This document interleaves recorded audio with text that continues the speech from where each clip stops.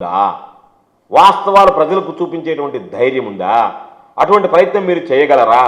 చేయగలిగితే చేయండి, లేదంటే మౌనంగా కూర్చోండి. దాన్ని పక్కన పెట్టి చంద్రబాబు నాయుడు చేసినటువంటి అవినీతి ఏమో ఆహా ఓహో అభివృద్ధి అని చెప్పి మాట్లాడతా, జగన్మోహన్ రెడ్డి గారు తీసుకొచ్చినటువంటి అభివృద్ధి ఏమో ఆహా ఓహో అవినీతి అని చెప్పినటువంటి నీచ స్థాయికి మీరు దిగజారిపోయారంటే రోజు మీరు రాజకీయ దుగ్ధతోనో జగన్మోహన్ రెడ్డి గారి మీద కోపంతోనో తప్పుడు ప్రచారాలు చేయడం అనేటువంటిది మంచిది కాదు. మీరు ఏదన్నా ఉంటే వాస్తవాలు చెప్పండి, ఎందుకంటే మీకు అవసరాలు ఉన్నాయి. చంద్రబాబు నాయుడుతో అనేక అవసరాలు ఉన్నాయి. ఈరోజు ఈనాడుకి మార్గదర్శికి సంబంధించినటువంటి ఆ కేసులో బయటపడాలంటే సుప్రీంకోర్టు దాకపోయింది. సుప్రీంకోర్టు ఈరోజు దాన్ని సీరియస్గా పరిగణిస్తుంది కాబట్టి దాని నుంచి బయటపడాలంటే మీకు సిఐడి సహాయం కావాలి. కాబట్టి చంద్రబాబు నాయుడిని మీరు కావాలంటే ప్రసన్నం చేసుకోండి.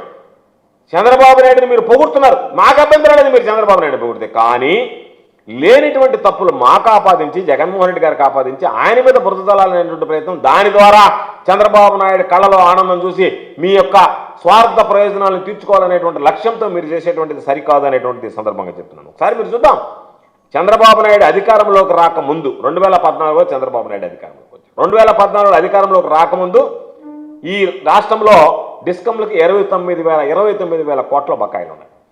29,000 కోట్ల బకాయిలు ఉంటే దాదాపుగా 23.88% అంటే 86,000 కోట్లకు పెరిగాయి. కాంపౌండ్ యాన్యువల్ గ్రోత్ రేట్ ఎంత?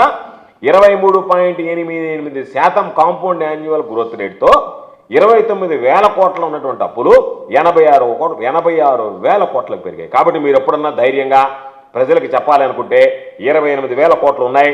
2014లో 2019లో దిగిపోయేటప్పటికి 86,000 కోట్ల రూపాయలు అప్పులు చేశాడని చెప్పి ఎప్పుడన్నా రాశారా? రాసే ధైర్యం ఉందా? ఇది వాస్తవం కాదా? దీన్ని మీరు వక్రీకరిస్తారా?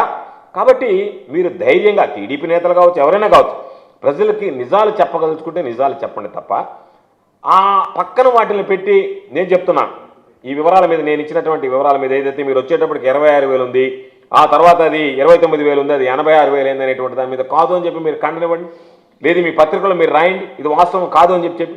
అందుకని చంద్రబాబు హయాంలో ప్రభుత్వం నుంచి డిస్కమ్లకి ఎంత ఇచ్చాడు? సబ్సిడీ కింద 13,255 కోట్లు, కేవలం 13,255 కోట్లు ఇచ్చాడు. దానికి సంబంధించినటువంటి వాళ్ళకి ఇవ్వాల్సినటువంటి డిస్కమ్లకు ఇవ్వాల్సినటువంటి సబ్సిడీ జగన్మోహన్ రెడ్డి గారి హయాంలో, మా హయాంలో, మా ప్రభుత్వ హయాంలో 47,800 కోట్ల రూపాయలు ఇచ్చాం. చంద్రబాబు హయాంలో 13,250 ఇస్తే అంతకన్నా దాదాపుగా 4 రెట్లు అధికంగా 47,800 కోట్ల రూపాయలు. రైట్, మీకు రాసే ధైర్యం ఉంటే చంద్రబాబు నాయుడు హయాంలో ఇదిగో 13,255 కోట్ల రూపాయలు ఇచ్చాడు, జగన్మోహన్ రెడ్డి గారి హయాంలో 47,800 కోట్ల రూపాయలు సబ్సిడీ ఇచ్చాడు డిస్కమ్లకు అని చెప్పి రాయగలిగే ధైర్యం ఉందేమో రాయండి. రాయలేదు. కాబట్టి కనీసం ఈ వివరాలు ప్రజలకు తెలియచేయాలి కాబట్టి ఇవన్నీ పెట్టాం. దానితో పాటు చంద్రబాబు నాయుడు నిర్వాహకం కూడా ఒక్కసారి ప్రజలకు తెలియజేయాల్సినటువంటి అవసరం ఉంది. ఎందుకంటే ఈరోజు మేము ₹2.49 కొనుగోలు చేశాం. చంద్రబాబు హయాంలో సౌర విద్యుత్ మీద కొనుగోలు చూస్తే ఒక్కసారి కళ్ళు తిరుగుతాయి. పవర్ పర్చేజ్ అగ్రిమెంట్స్ దగ్గర నుంచి అన్నిటి విషయంలో కూడా ఒక్కసారి అది కూడా చూపిస్తాను మీకు. పీపీఎల్ పేరుతో ఏ విధంగా బాబు జమానాలో అవినీతి జరిగిందనేటువంటిది ఒక్కసారి చూడండి. 2014లో ఏకంగా 30 పీపీఎల్ ఎంటర్ అయ్యాడు ఒకటేసారి. దానికి సంబంధించి 649 మెగావాట్లకు సంబంధించి ₹6.49, 3% ఎస్కలేషన్ కాస్ట్ ఎవ్రీ ఇయర్తో పోల్చుకుంటే ₹6.99. అదేవిధంగా 2015లో ఎంటర్ అయినటువంటి అగ్రిమెంట్కి సంబంధించి 250 మెగావాట్స్కి సంబంధించి ₹5.96 కొనుగోలు చేశాడు. ఈరోజు 2014 వరకు 11 పీపీఎల్ ఉంటే 2015 నుంచి 2019కి 35 పీపీఎల్ వచ్చాయి. అదేవిధంగా యూనిట్ గరిష్ట ధర ఎంతవరకు పోయింది? ₹6.99 పోయింది. మీరు చేసుకున్నటువంటి ఒప్పందాలు ఎన్ని సంవత్సరాలు? 25 ఏళ్ల పాటు ఒప్పందాలు చేశారు. కానీ సెకీతో వైఎస్ఆర్సీపీ హయాంలో చేసుకున్నటువంటి ఒప్పందం సంబంధించినటువంటి యూనిట్ ధర ఎంత? ₹2.49. ఇప్పుడు సమాధానం చెప్పండి, ఎవరిది అవినీతి? చంద్రబాబు నాయుడుది అవినీతా? జగన్మోహన్ రెడ్డి గారిది అవినీతా? అదేవిధంగా మరొకటి కూడా చూపిస్తాం. ఈరోజు ఇది చూస్తే దీనికి సంబంధించి విండ్ పవర్ పర్చేజ్ అగ్రిమెంట్స్. ఇంతకుముందు మనం చూసినటువంటి వచ్చి సోలార్ పవర్, ఇది విండ్కి సంబంధించి 2014లో 14 ఎంఓఎల్ చేశాడు, పీపీఎల్ చేశాడు, పవర్ పర్చేజ్ అగ్రిమెంట్స్ ఎంటర్ అయ్యాడు. 281.6 మెగావాట్లు యూనిట్ రేట్ ఎంత? దాదాపుగా ₹4.70. 2018 దగ్గరికి వస్తే 2.3 మెగావాట్లు చేస్తే ₹4.84. అంటే 2015 వరకు దీని మీద 91 పీపీఎల్ ఉంటే 2015-19 మధ్యలో 133 పీపీఎల్ కుదుర్చుకున్నాడు. మొత్తం మీరున్నటువంటి లిస్టు ప్రకారం పై నుంచి కింద వరకు చూడండి 133 పీపీఎల్. ఆయన గరిష్ట ధర ఎంత? ₹4.84 గరిష్టంగా ఇచ్చినటువంటి ధర. ఎన్ని సంవత్సరాలకు ఒప్పందాలు? 25 ఏళ్లతో ఒప్పందాలు. మనం కుదుర్చుకున్నటువంటి రేట్ ఎంత? ₹2.49. దీని మీద చంద్రబాబు నాయుడు సమాధానం చెప్పగలడా? మరి ఎవరు అవినీతిపరుడు? చంద్రబాబు నాయుడు అవినీతిపరుడా? దాదాపుగా ₹4.84 కొన్నటువంటి చంద్రబాబు నాయుడు అవినీతిపరుడా? ₹2.49 కొన్నటువంటి జగన్మోహన్ రెడ్డి గారు అవినీతిపరుడా? దానికి సమాధానం చెప్పాలి పత్రికలు, చంద్రబాబు నాయుడు. కాబట్టి ఒక్కసారి చూస్తే బాబు హయాంలో గరిష్ట యూనిట్ ధర ₹6.99 వరకు కొన్నాడు. ఒక యూనిట్ ₹6.99 కొన్నాడు.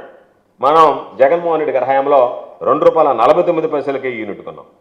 తర్వాత విద్యుత్ కొనుగోలుకు సంబంధించినటువంటి దాంట్లో బాబు ఏ విధంగా లంచాలు తీసుకొని మాట్లాడే దానికి దిగిపోయిన తర్వాత 2019లో ఏపీఆర్సీ టారిఫ్ ప్రకటించింది. పవన్ విద్యుత్కు సంబంధించి ₹4.63, సోలార్కి సంబంధించి ₹5.90. కానీ దాని తారీఫ్తో పోల్చుకుంటే ఈరోజు మనం తీసుకున్నటువంటి సెకీతో వైఎస్ఆర్సీపీ తీసుకున్నటువంటి ఒప్పందం ₹2.49.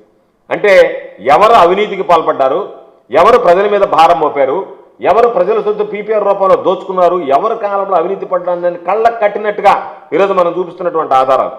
అదేవిధంగా ఒక్కసారి చూస్తే ఈరోజు చంద్రబాబు నాయుడు నోరో మరి ఏం మాట్లాడుతున్నారో తెలియటం లేదు. కానీ ₹2.49 చాలా ఎక్కువ అన్నాడు. ఆరోజు చంద్రబాబు నాయుడు సెక్కితో ఒప్పందం కుదుర్చుకున్నాడు 2016లో కేంద్ర ప్రభుత్వ సంస్థతో. ఆరోజు సదరన్ పవర్ డిస్ట్రిబ్యూషన్ కంపెనీ ఈరోజు ఒప్పందం చేసుకుంది. 500 మెగావాట్లు కొనుగోలు చేస్తే ఆ రోజు యూనిట్ ₹4.50 ఒప్పందం చేసుకుంది. ఆ రోజు తప్పబట్ల ఎవరు, ఎందుకంటే అది కేంద్ర ప్రభుత్వ సంస్థలు చేసుకున్నట్టు. కాబట్టి నువ్వు ₹4.50 చెల్లిస్తే జగన్మోహన్ రెడ్డి గారు ₹2.49 ఇస్తే దీంట్లో అవినీతి ఎక్కడుంది? కొద్దిగా పైకి బలి. దీంట్లో అవినీతి ఎక్కడుంది? పైకి అయ్యా, దీంట్లో అవినీతి ఎక్కడ కనపడుతుంది? కాబట్టి నువ్వు చేసుకున్నప్పుడు నీకు చేతకాక ₹4.50 చేసుకుంటే, జగన్మోహన్ రెడ్డి గారు ₹2 తగ్గించి ₹2.49 చేసుకుంటే, ఆ రోజు నువ్వు తీసుకున్నప్పుడు మాత్రం అవినీతి కాదన్నావు. ఈరోజు మాత్రం ₹2.49 అంటే అవినీతి అన్నావు. నెక్స్ట్ ఈరోజు ఒక్కసారి చూద్దాం విద్యుత్ రంగాన్ని చంద్రబాబు నాయుడు ఏ విధంగా కుప్పకూల్చాడు అంటే 2014-2019 మధ్య రైతులకు సంబంధించి ఉచిత విద్యుత్ పథకం కింద దాదాపు 8,845 కోట్లు బకాయిలు పెట్టాడు. 2014-19 మధ్య నువ్వు పెట్టినటువంటి బకాయిలు 8,845. విద్యుత్ తయారు చేసినటువంటి వాళ్ళకి సప్లై చేసినటువంటి కంపెనీలకు సంబంధించినటువంటి దాంట్లో ఎంత బకాయిలు పెట్టావు? 21,541 కోట్లు. సబ్సిడీ కిందేమో 8,845 కోట్లు ఇవ్వాల్సి ఉంటే ఎగ్గొట్టావు. 21,541 కోట్లు సంబంధించి ఆ కంపెనీలకు సంబంధించినటువంటి బకాయిలు చేసావు. కుప్ప కూలిపోయే బకాయిలు పెట్టినందువల్ల ఆ కంపెనీలు డిస్కంలో మొత్తం. అటువంటిది 29,552 కోట్ల నుంచి ఈరోజు విద్యుత్ రంగంలో అప్పులు కానీ బకాయిలు కానీ 86,215 కోట్లకి చేర్చాము. కాబట్టి ఈ పాపంలో బాబు కుదుర్చుకున్న పీపీఎల వాటా ఉందా లేదా? దానివల్ల ఈరోజు ఆ స్థాయికి ఎదిగిందా లేదా? డిస్కంలో కుప్పకూలిపోయాయి. నువ్వేమో నీ అవినీతితో లాభపడ్డావు.